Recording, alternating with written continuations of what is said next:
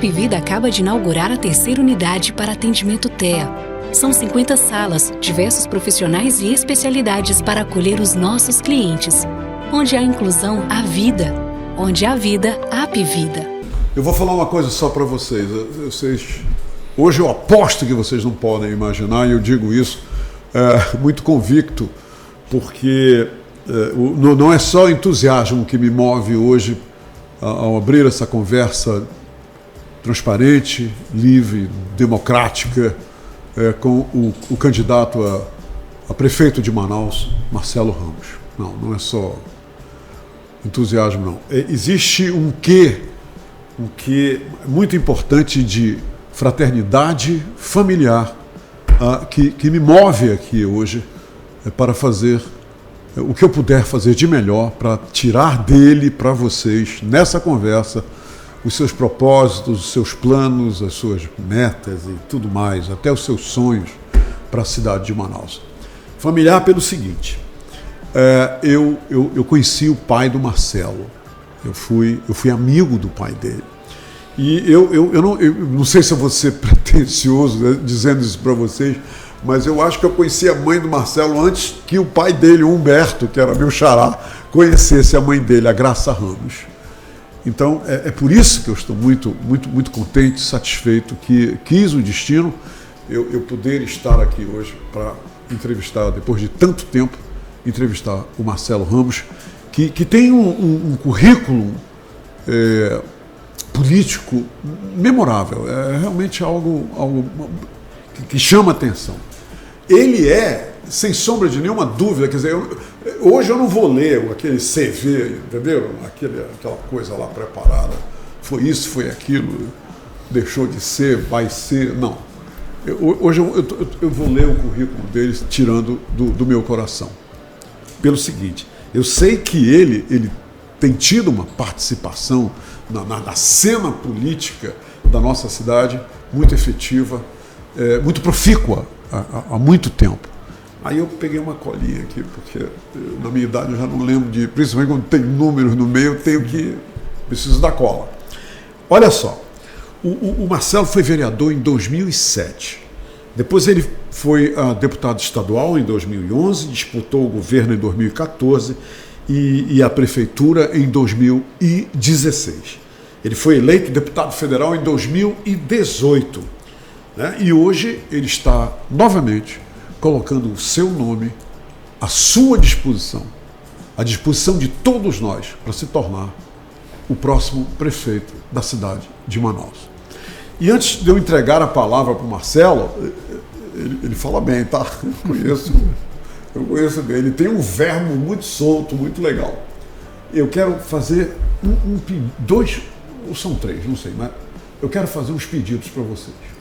O primeiro pedido é o seguinte, isso é uma obrigação minha. Primeira coisa, não venda o seu voto. Não faça isso. E depois, se o Marcelo quiser, eu não vou dizer. O Marcelo explica por que não é bom vender o voto. Eu gostaria muito de ouvir a opinião dele sobre essa questão de pessoas que ainda insistem em trocar o voto por dinheiro, por materiais, seja lá o que for. Segunda coisa que eu quero pedir a vocês com veemência e com muita sinceridade. E eu estou pedindo isso por Manaus. Eu estou falando aqui de um candidato que quer ser, dependendo de você, da sua opção, o próximo prefeito da nossa cidade. Gente, não votem baseados em pesquisa. Não façam isso. Entenderam? A pesquisa é uma nuvem, pesquisa pode ser comprada, pode ser preparada, justamente para iludir você. Então, vote pela sua convicção. Tenha convicção acerca daquela pessoa que você vai entregar o seu voto. Porque você só tem essa chance uma vez a cada 4 anos. E a terceira coisa que eu quero pedir para todos vocês, que é o seguinte: lembrem que Manaus precisa mudar. Manaus, toda eleição vem um monte de gente e promete um monte de coisa, todas essas coisas baseadas em mudanças. Então, vocês têm que distinguir, procurar distinguir o sério dos brincantes. Porque brincantes tem muitos e sérios na política tem poucos. Mas você que tem que analisar isso. Tá bem? Então, era o que eu queria pedir para vocês e agora eu vou entregar a palavra ao Marcelo Ramos, dizendo: Marcelo, seja bem-vindo. Que bom que a gente está cara a cara aqui de novo, com milhares de pessoas como testemunha desse nosso encontro fraterno. Bacana. Primeiro, Humberto, assim, você me emocionou na tua apresentação, né? As lembranças do meu pai são muito presentes na minha vida, todos os dias. Meu pai, se foi quando eu tinha 12 anos, eu vou fazer 51. Né? Mas todos os dias da minha vida ele é marcante e a presença dele é efetiva. Portanto, o nosso reencontro, ele não é só um reencontro físico. Cada vez que a gente reencontra, ele é um reencontro que tem uma natureza geracional, afetiva. Seu irmão é padrinho do meu irmão. É verdade. Né? As nossas famílias se interlaçaram. Padrinho do Humberto. Do Humberto, se interlaçaram. Teu pai era Humberto e Humberto Exatamente. Filho é sobrinho do meu irmão. Exatamente. Se entrelaçaram de muito tempo. Me traz uma recordação também muito bacana, que está muito na moda falar da BR-319. Sim, sim. E eu fui com meu pai, meus irmãos e minha mãe num Passat pela BR-319 até Porto encontrar Velho. O Silvio em Porto Velho. Em Porto Velho. Silvio é meu irmão. Sim, a Olha gente só. foi pela BR-319 num Passat daqueles antigos. Eu fiz essa viagem. Para encontrar o Silvio.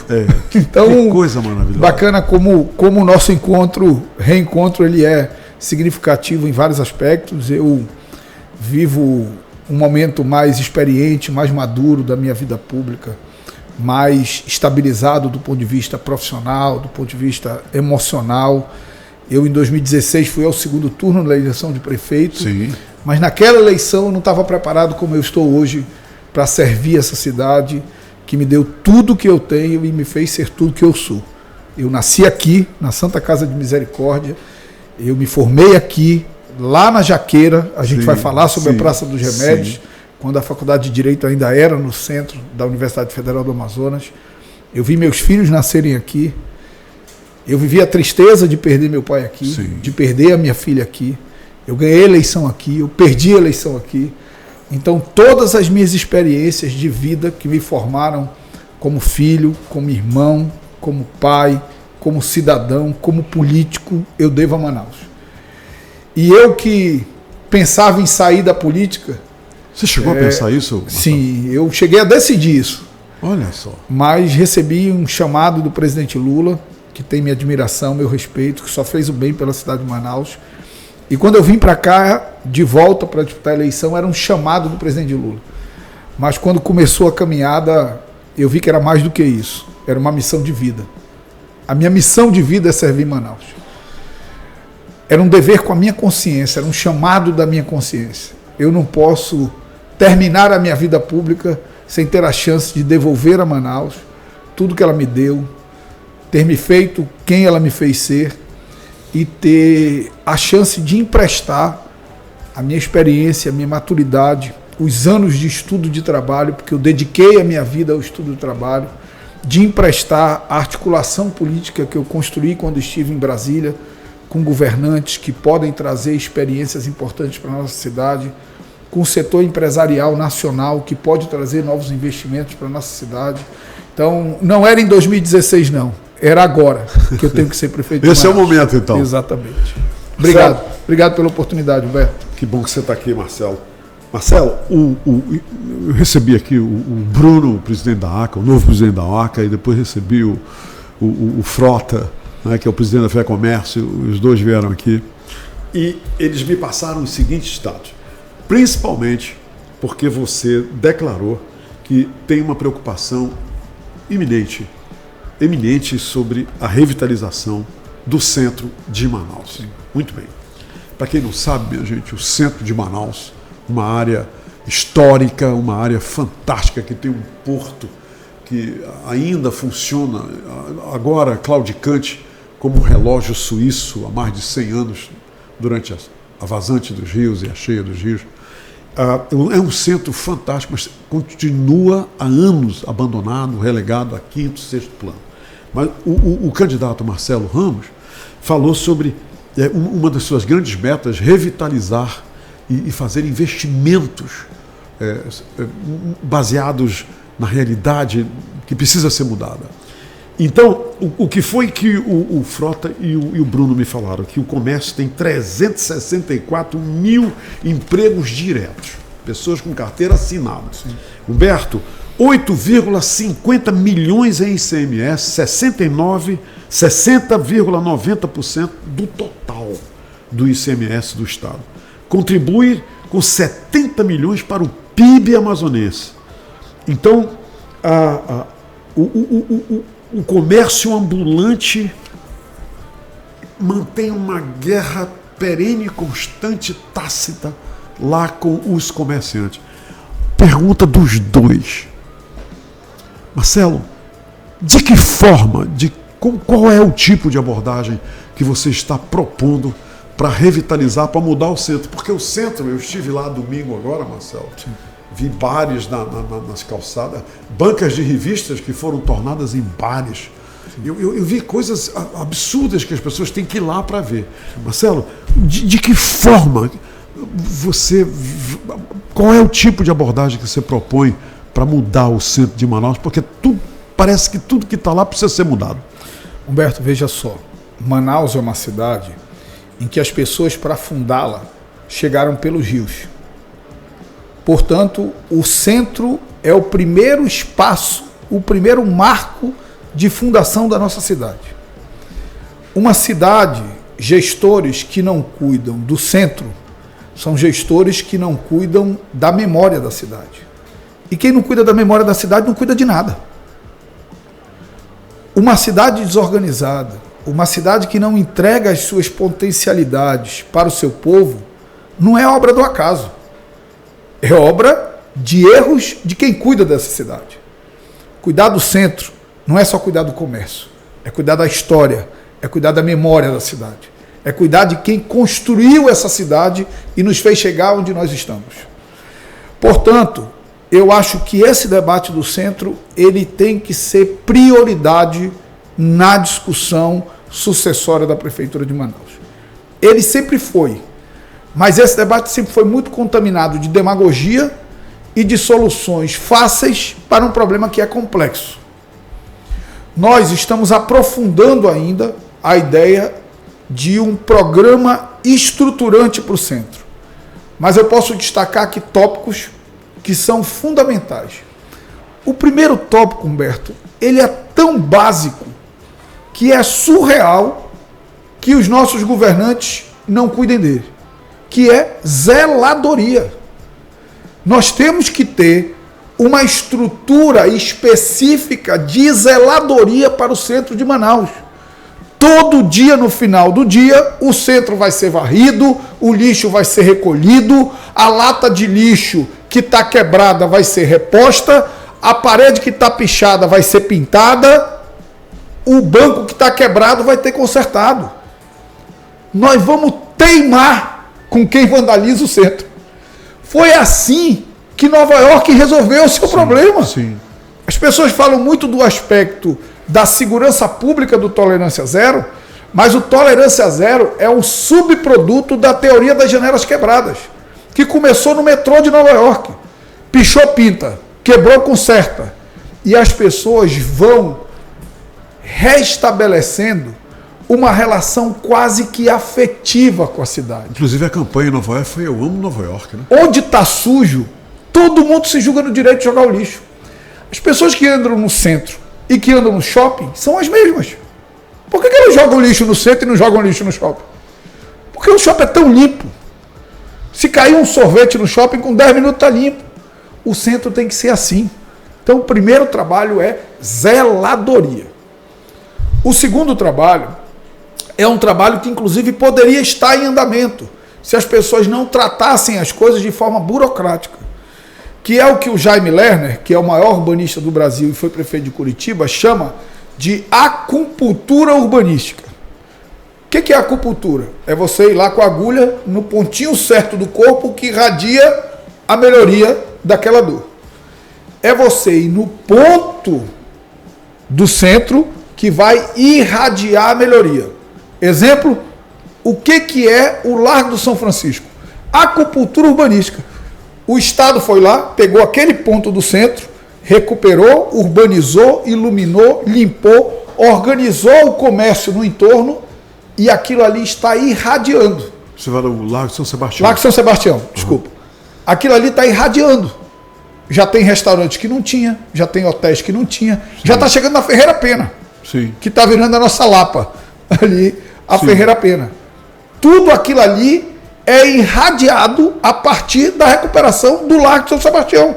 Se não recuperasse o Largo de São Sebastião, não tinha nada daquilo.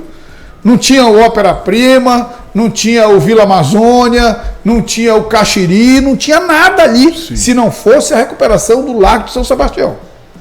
Nós vamos fazer isso a partir da recuperação das principais praças de Manaus, que inclusive já tem recursos do PAC Cidades Históricas para a recuperação. Praça do Remédio, Praça da Matriz, Praça da Polícia. Você estabelece um quadrilátero que vai ser cuidado como é cuidado do Largo de São Sebastião. Baseado no orçamento atual da Prefeitura, que é 9 bilhões de reais por ano, você acha que na questão financeira, isso, tudo que você está falando pode ser assegurado? Porque esses investimentos, outros alegaram que justamente teve que fazer sempre um pedacinho aqui, aí deixa para o outro ano outro pedacinho, acaba que não conclui. É por falta de verba. Humberto, vamos lá. A Prefeitura vai fechar esse ano, porque uma coisa é o orçamento previsto, 9,088 bi. Outra coisa é o orçamento que será executado no final do ano, que esse ano dará 10 bi.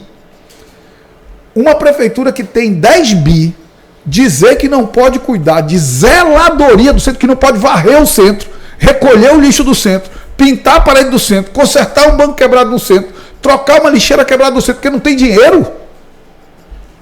Não cabe. E mais, a recuperação dessas praças não depende de recursos da prefeitura. Já tem dinheiro do governo federal para fazer isso. Agora, não adianta o governo federal entrar lá, fazer a obra física, se a prefeitura não fizer o trabalho de organização urbanístico.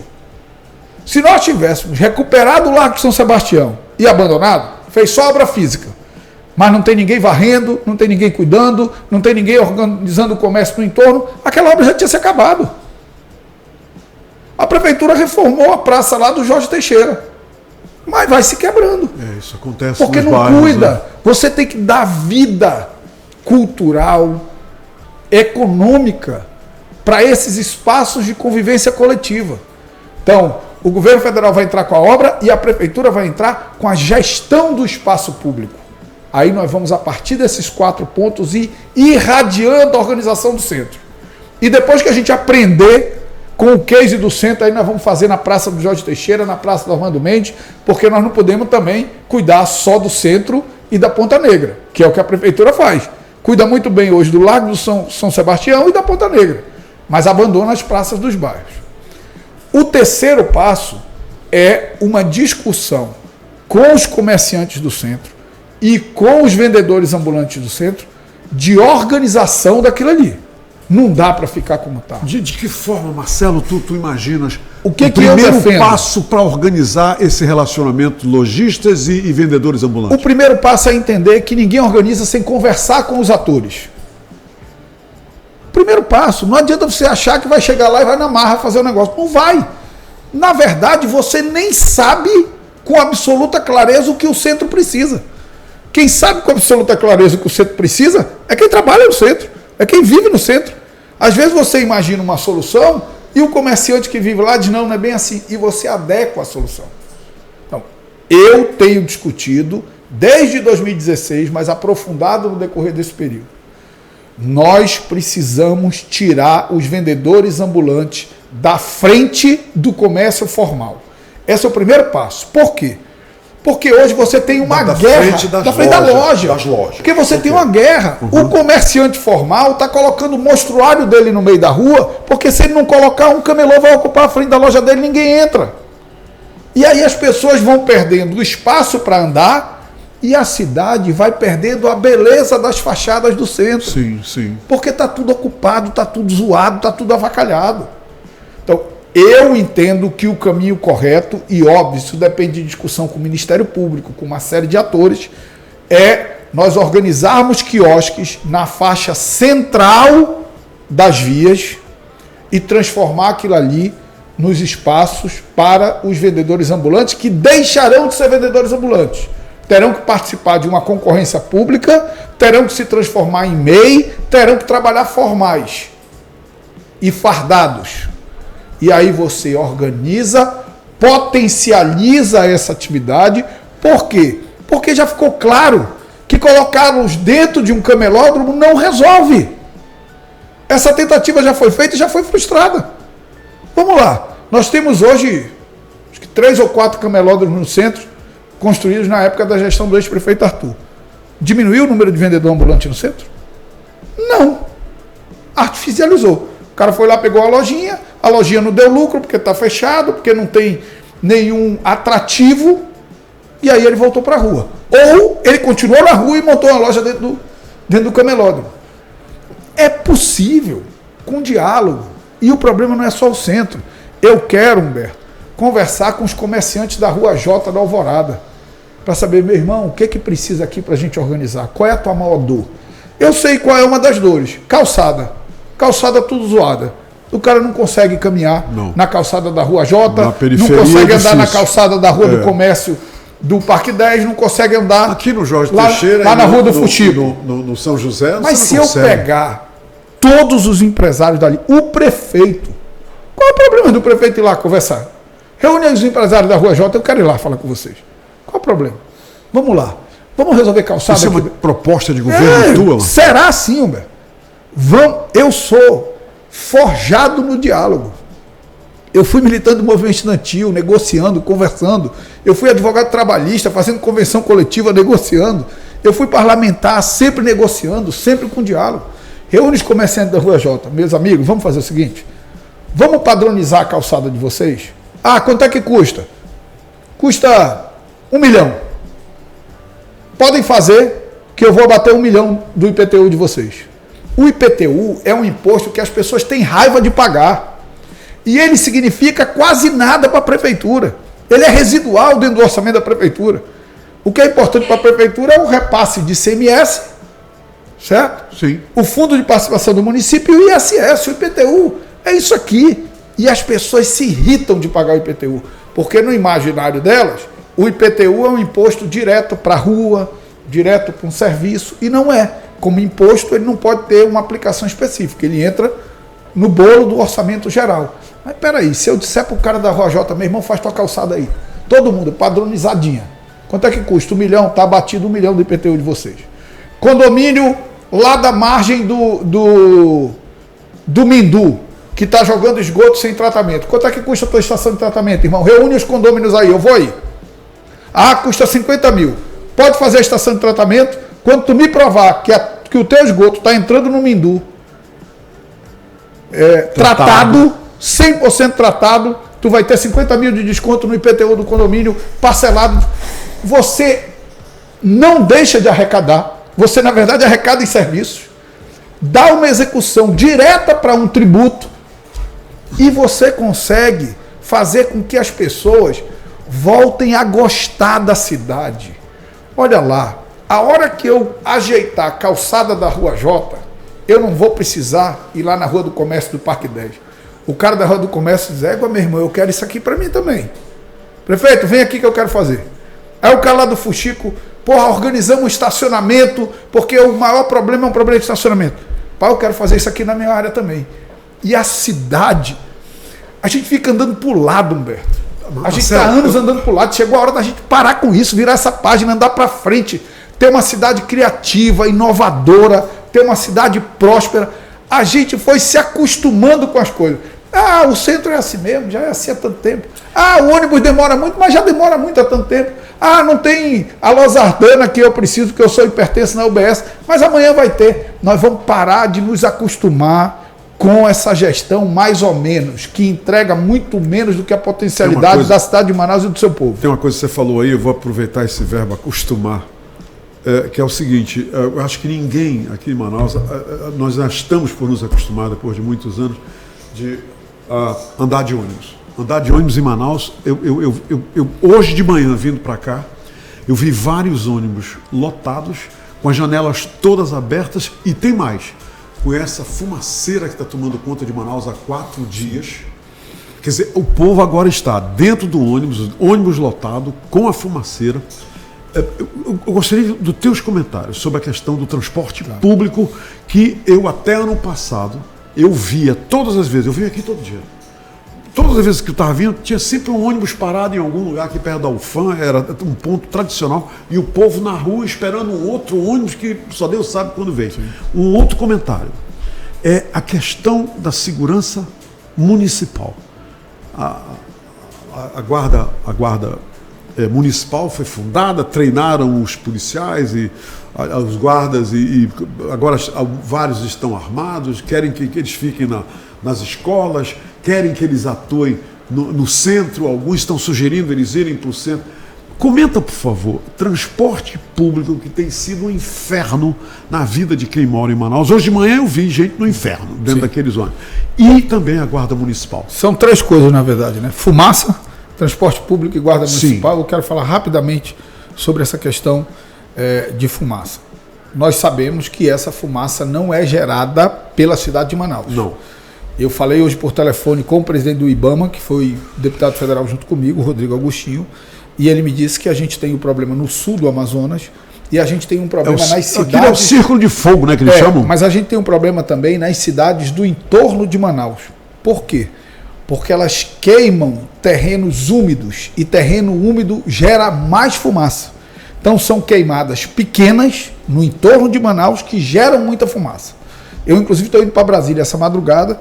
Amanhã tenho uma reunião com o chefe de gabinete do Ministério do Meio Ambiente e com o presidente do IBAMA para que eles apresentem para mim qual é o plano emergencial para tomar as medidas necessárias para proteger a cidade de Manaus. Então, qualquer prefeito que disser que vai resolver o problema da fumaça, ou ele vai intervir numa outra cidade... Sim. Ou ele vai botar Manaus dentro de uma bolha para que a fumaça não chegue aqui. Como isso não dá para fazer, nós temos que tomar providência junto aos órgãos competentes, e eu começo a fazer isso a partir de amanhã, mesmo sem ser prefeito, mas aproveitando as relações e o prestígio que eu tenho junto ao governo federal. E, por outro lado, discutir medidas que mitiguem os efeitos da fumaça. Se eu não posso evitar a fumaça, eu quero saber o que mitiga os efeitos. Nós vamos reunir na quinta, eu, Luiz Castro, especialistas nessa área, para ouvir o que é possível a prefeitura fazer para mitigar os efeitos da fumaça. Isso é uma coisa. Transporte coletivo.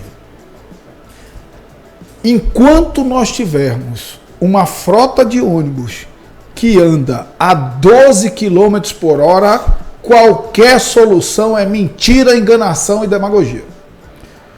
Porque ônibus que anda muito devagar é ônibus que demora muito, se demora muito é ônibus que anda muito lotado, e ônibus que anda muito devagar é ônibus que eu preciso de mais veículos para a mesma linha, portanto, que custa mais caro, porque o sistema fica mais caro.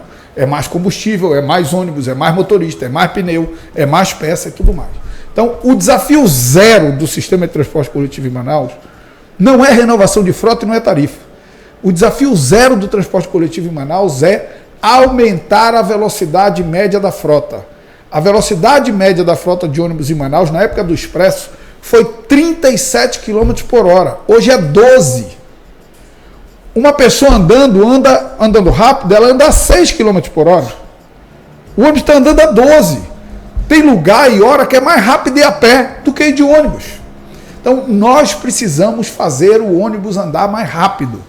E para fazer o ônibus andar mais rápido, nós precisamos ter uma consciência enquanto cidade que um veículo que carrega 70 pessoas, que não tem ar-condicionado em regra e que para a cada 500 metros para pegar outras pessoas, não pode ter a mesma prioridade do trânsito do meu carro que eu ando sozinho no ar-condicionado e vou de casa para o meu destino.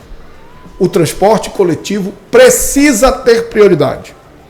Agora, é óbvio que essa prioridade não pode ser uma prioridade improvisada, como foi o Faixa Azul, em que você cria um corredor exclusivo de ônibus, mas deixa ônibus do lado direito e você colapsa os dois. Terrível. O ônibus não fica mais rápido porque as linhas do lado direito andam ainda mais devagar e os do lado esquerdo não levam todo mundo.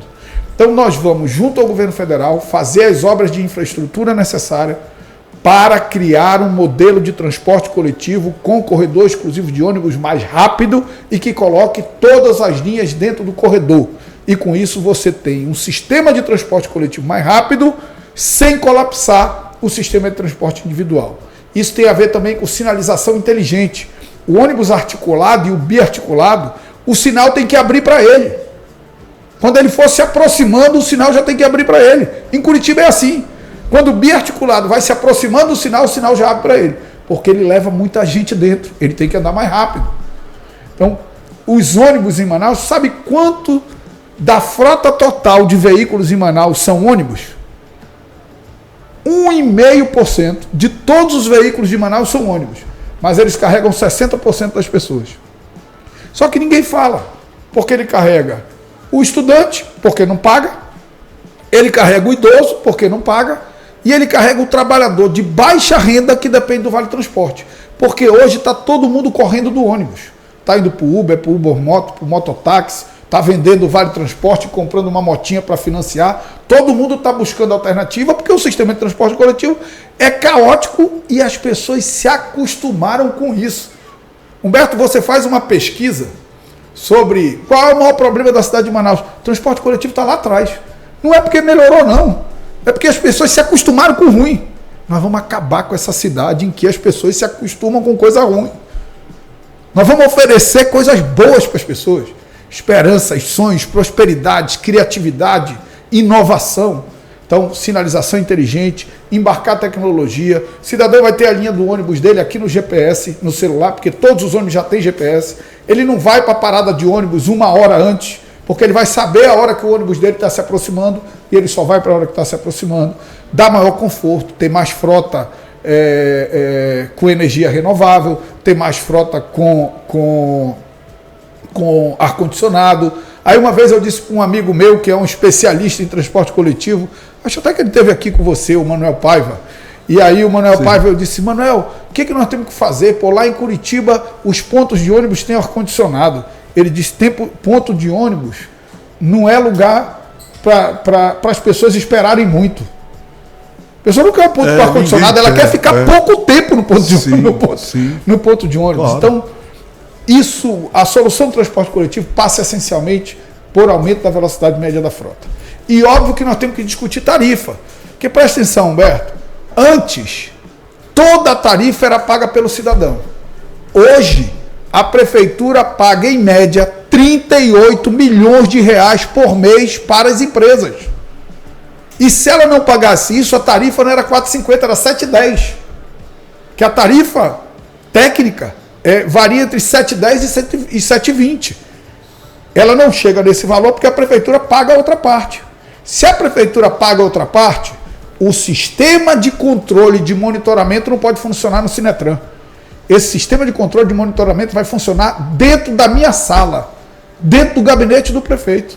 Porque, peraí, eu pago, eu sustento o sistema, tu é meu contratado e é tu que me diz quantos passageiros andam, quanto que eu tenho que pagar de subsídio, isso não existe. Então nós vamos... Essa é a realidade atual. A realidade atual, que nós vamos mudar.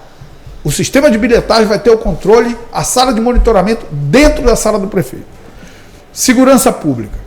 Primeiro, não dá para querer tirar a responsabilidade do governo do estado.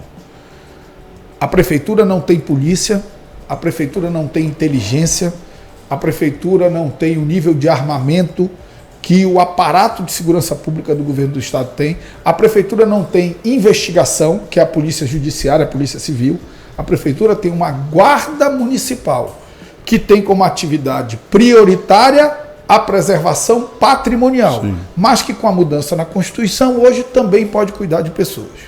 O que eu defendo? Nós temos que ampliar e fortalecer a guarda municipal, mas nós temos que tirar a guarda municipal de dentro de secretarias e colocar a guarda municipal em unidades básicas de saúde, dentro dos terminais de ônibus e até dentro das linhas de ônibus que são mais assaltadas.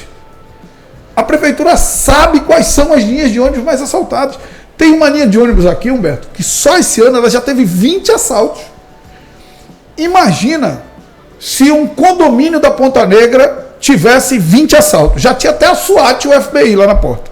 Como é uma linha de ônibus onde andam pessoas humildes, ninguém toma nenhuma providência. Se você sabe que aquela linha ela é mais atacada pelos bandidos, você tem que cuidar dela. Todos os ônibus em Manaus têm câmeras internas, todos. Mas porque o prefeito brigou com o governador, essas câmeras não são interligadas ao CIOPS. Por bem ou por mal, ele vai interligar o CIOPS. Porque a hora que interligar o CIOPS, 80% dos assaltos são cometidos pelos mesmos assaltantes. Marcelo, você está dizendo que porque há uma pendenga entre o governador e o prefeito, as câmeras dos ônibus de Manaus não são interligadas ao CIOPS? Elas são controladas dentro do Sinatran e não são interligadas ao CIOPS. Nós vamos interligar ao CIOPS. Por quê? Interligado ao CIOPS, a hora o CIOPS tem o banco de dados. Inteligência artificial faz isso hoje. Dos assaltantes. Ele entrou dentro do ônibus, identificou quem é, já comunica a viatura mais próxima e dá a resposta rápida. Sabe, esse negócio de prefeito e governador brigarem e o povo pagar a conta, que conversa é essa? Então, primeiro isso, Guarda Municipal cumpriu o seu papel. Segundo, Humberto, é entender que organização do espaço público coletivo tem tudo a ver com segurança pública. Volto no Largo do São Sebastião. Eu morei ali na 10 de julho, você lembra, porque quando meu pai morreu, eu fui morar com a minha avó. Sim. Eu morava na 10 de julho e estudava lá no Ibeu, lá em cima. E eu ia andando todo dia. Eu morria de medo quando passava ali do lado do Largo São Sebastião. Era escuro, sujo, tinha muita...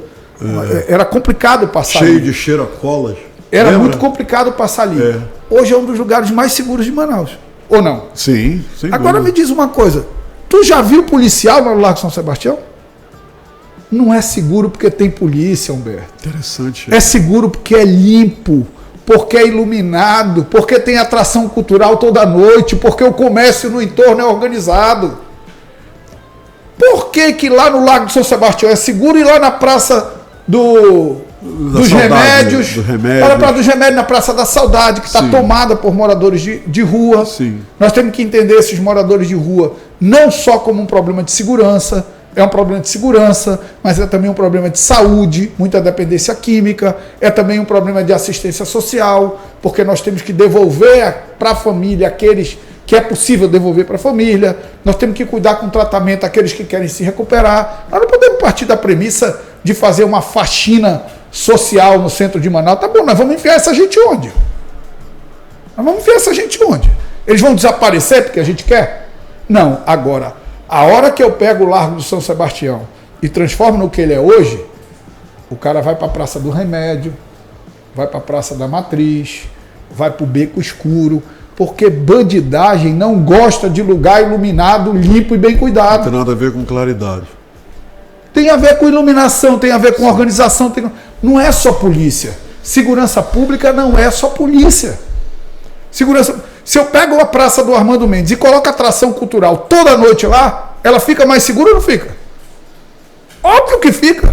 Se eu pego a Praça do Jorge Teixeira, recupero, ilumino, chamo os comerciantes, não, vamos montar aqui, todo dia vai ter uma atração cultural, a prefeitura vai pagar, você estimula o artista regional, todo dia vai ter um músico, final de semana, ao invés de ser gente na bebedeira, caindo por aqui, nos bares, tudo esculhambado, vai ser o cidadão que sai de casa, vem com a família dele para a praça, se divertir. Cara, quem não quer essa cidade? Marcelo, nosso tempo está acabando, mas eu tô falando que demais. Falar um pouco. Não, tô falando bem, tô falando bem. É que eu tô apaixonado por essa jornada. Educação. O que você vê na educação municipal que deveria ser mudado? Inclusive, eu gostaria que você tocasse um pouquinho na questão de creches, etc. Qual é a realidade hoje? Que até o prefeito prometeu 1000 creches. Humberto, você conhece um pouco a trajetória da minha família. Na verdade, conhece muito da trajetória da minha família. E você sabe que a família do meu pai foi uma família em que o meu avô, que não tinha educação, eu me lembro dele, fez a opção pela educação. Ele pegou a casa flutuante do meu pai lá do Lago do Paraná, do Aduacá, e levou para frente de Parintins porque queria que os filhos estudassem. Tem lá hoje só PhD. É só avô por parte de pai? De pai. Porque por parte de mãe, ela lá não é Epaminondas. Exatamente. Ok. Só PhD dos filhos do meu avô, que não tinha estudo, tem 2. Só PhD. Dos 8 tem 2 PhDs. Porque ele optou pela educação. Ele escolheu a educação. Aí o meu pai, quando terminou o ensino médio, lá em Parintins, queria vir para Manaus. Ele tinha 2 problemas. Primeiro, que ele não tinha os dentes e tinha vergonha de vir para a capital sem os dentes. E segundo, que ele não tinha dinheiro para comprar a passagem de barco. Ele foi trabalhar na Olaria dos Padres, comprou a dentadura dele, pegou uma carona no Batelão, que é um barco de carregar boi, e veio para cá para estudar. Ele mudou a vida dele com isso. Isso foi Humberto. Humberto, meu pai. E eu, quando meu pai morreu, eu tinha 12 anos, Humberto tinha 9, a Glenda tinha 6 e o Rodrigo tinha 3.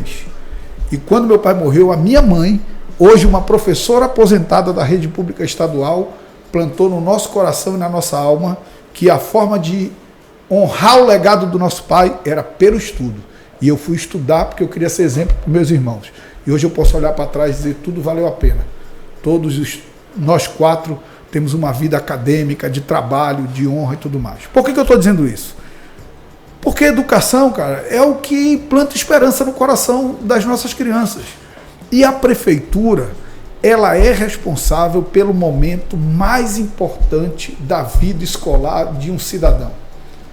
Porque a pressão dos alunos da rede pública municipal são do 6º ao 9º ano. A grande maioria está no 1º ao 5º ano. E por que eu me encanto por essa ideia de ser responsável como prefeito da cidade pela educação faixa etária? É nessa faixa etária que se aprende a ler, escrever e as operações matemáticas.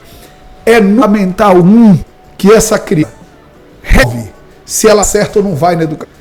Se sair do 5º ano bem, escrevendo e fazendo bem as operações matemáticas, ela é de escola próspera. Se ela chega estudando sem aprender, ela vai carregar esse peso a dela inteira, porque vai voltar para ensinar. E nem as 4 operações matemáticas. Essa escola será tentadora, professor bem remunerado, valorizado, treino, um embarque de tecnologia, com apoio para a inclusão, essas com deficiência precisam ser amparadas, com trabalho para que os pais, outras crianças aprendam a amar aquela criança com deficiência, para que as outras crianças da sala aprendam a receber aquelas crianças com deficiência e não simplesmente botar por uma questão burocrática. Hoje me perguntaram na sabatina do UOL, mas os índices de educação da Prefeitura de Manaus cresceram muito. Eu não quero resultado burocrático. Eu quero o resultado da criança que chega em casa. Eu também quero burocrático. Mas acima do burocrático, eu quero a criança que chega em casa e diz, papai, aprendi a escrever essa palavra. E o pai dela olha e, puta, essa escola vai dar para o meu filho a chance que eu não tive. Eu sou dono também disso. Eu vou para dentro. Eu não vou deixar quebrar, não vou deixar sujar. Eu vou ajudar na tarefa de escola do meu filho, porque ele está olhando esperança, sonho e futuro.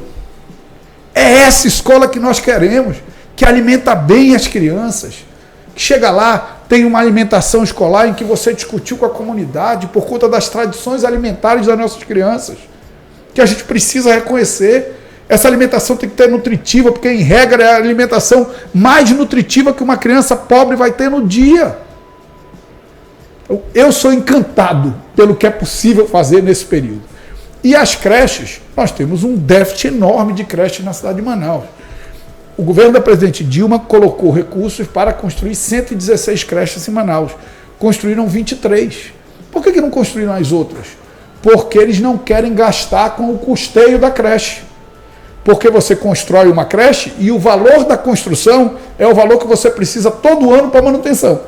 Se você gastar 2 milhões para construir, você vai precisar todo ano de 2 milhões para manter, pagando professor, apoio pedagógico, equipamento, material de limpeza, luz, energia, luz, água, tudo que tem a ver com a creche.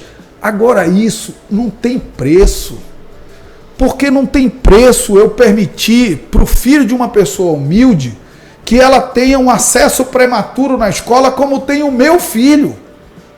Como tem o teu filho, como tem o filho da classe média, da classe alta. E acima de tudo, porque não tem preço eu acabar com a angústia de milhares de mães solo manauara que todos os dias acordam e tem que decidir se vão sair de casa e deixar o filho de 8 cuidando do de 3, ou do de 2, ou do recém-nascido, e correndo o risco de ser denunciada no conselho tutelar ou de ter algum acidente doméstico, ou se vai ficar em casa cuidando deles e não vai ter o que colocar no prato de comida no dia seguinte. Humberto, milhares de mães têm que tomar essas decisões todos os dias. E virou paisagem. Parece que ninguém tem nada a ver com isso. Nós temos a ver com isso. Mãe solo, beneficiária do Bolsa Família, que não tem renda, vai ter apoio para manter seu filho na escola. Tu sabe qual é o maior problema de evasão escolar na rede municipal de ensino? Por que criança do 1º ao 5º ano abandona a escola? Porque no ensino médio é porque tem que trabalhar, é porque a menina engravida, é porque tem tarefas domésticas, é porque não a consegue acompanhar por conta daquele déficit lá atrás. Criança é porque o pai mudou de endereço. E a prefeitura não tem um mecanismo ágil de trocar a matrícula dele para uma escola mais perto. E ele não pode pegar ônibus para ir sozinho para a escola. Mas peraí, isso está acontecendo e não é problema de ninguém. Você passa domingo ali na Salvador com a Recife, cheio de criança ali. Todo mundo vê isso. Virou paisagem, cara. A gente se acostumou com aquilo, Humberto. Mas aquilo não é normal. Aquilo não é natural numa cidade como a nossa. Ali tem criança que está na rede pública municipal de ensino. Nós vamos criar o pé de meia municipal. Criança que tem o pai beneficiário do Bolsa Família vai ter um plus para continuar na escola. Agora, se o pai for pego com ela pedindo na escola, ele vai perder o plus. Porque lugar de criança é na escola, não é no sinal. Lugar de criança domingo é brincando, que seja na rua, que seja sem nenhum brinquedo, mas é brincando, não é no sinal. Aí o pai se distrai, alguém passa, coloca uma garotinha dentro do carro, leva. Sabe? Eu não me conformo em aceitar que a nossa cidade tem que ser assim, porque ela não tem que ser assim. Nosso povo é trabalhador, lutador, honesto, guerreiro e pode transformar numa cidade diferente. Basta ter um gestor que tem o entusiasmo que o povo tem. E eu tenho. Qual é o teu maior recado para essas pessoas todas que estão te vendo nesse momento, já que o nosso tempo... Obrigado. Meu primeiro recado é de gratidão, agradecer a oportunidade. E o recado para você é que você possa, nesse processo eleitoral, pensar na sua cidade, no seu futuro. Qual é o futuro que você pensa para si, para os seus filhos, para a sua cidade? É um futuro de comodidade, de aceitar tudo como está, ou é um futuro de esperança, de sonho por prosperidade, dos seus filhos terem uma vida e um futuro melhor do que a cidade lhe deu como oportunidade?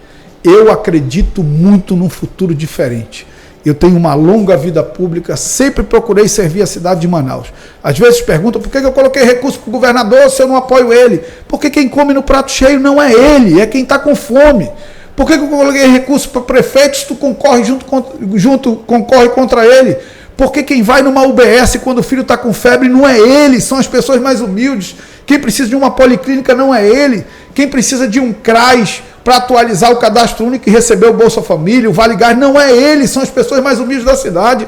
Eu não quero saber quem é o governante. Eu tenho uma vida dedicada a servir Manaus. E nesse momento da minha vida pessoal e pública, mais maduro, mais experiente, tendo tido uma trajetória que me permite chegar aqui e te pedir um voto de confiança. Eu peço que você acompanhe, enxergue a campanha e não pense num favor momentâneo, mas pense no que cada um está oferecendo para você como futuro. Eu ofereço para ti uma cidade com um futuro diferente, que não se acomoda com o que está ruim, que não se acomoda nem com o que está mais ou menos, que quer ser inovadora, criativa e dar um futuro melhor e próximo para os seus filhos. Eu tenho certeza que você vai se encantar como eu e como o Luiz Castro, e nós vamos nos dar as mãos e caminhar juntos por esse futuro melhor. Leva o meu carinho para tua mãe, Gonçalo. Obrigado, levo sim. Gente, a sorte está lançada. Agora é com a gente, comigo e contigo. Na terça-feira que vem, nós convidamos e foi confirmado, estará aqui o capitão Alberto Neto. Até lá. Bacana. A Apvida acaba de inaugurar a 3ª unidade para atendimento TEA. São 50 salas, diversos profissionais e especialidades para acolher os nossos clientes. Onde há inclusão, há vida. Onde há vida, há Apvida.